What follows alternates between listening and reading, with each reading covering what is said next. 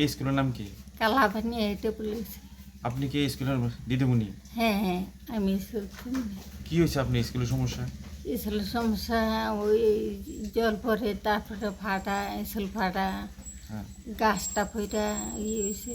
কি গাছ পড়ছে স্কুলের উপরে? রাবার গাছ। রাবার গাছ পড়নে কি ক্ষতি হয়েছে স্কুলে? স্কুলটা ফাটছে, ওয়াল ফাটছে। ওয়াল ফাটছে, হ্যাঁ, বাইরে ভিতরে।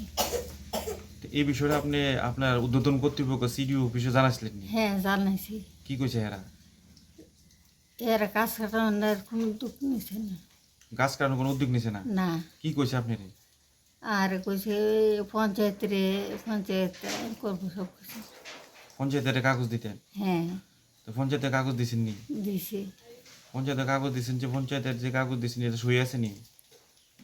কাগজটা তো দেখলাম সইটুই নাই, কিচ্ছু নাই, কোনো রিসিভ কপিও নাই। না, ওই সেক্রেটারি আছে ব্লক। যখন গাছ ভাঙা পড়ছে আপনি সিটি অফিসে জানাইছিলেন নি? হ্যাঁ জানাইছি। আসলো নি হেরা? হেরা আইছে। কি কইছে হেরা? হেরাইয়া ছবি টবি নিছে।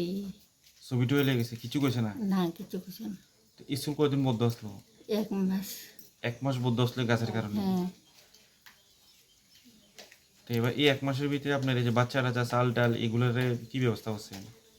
চাল তো দিছি, 3 জন দিতেছি না।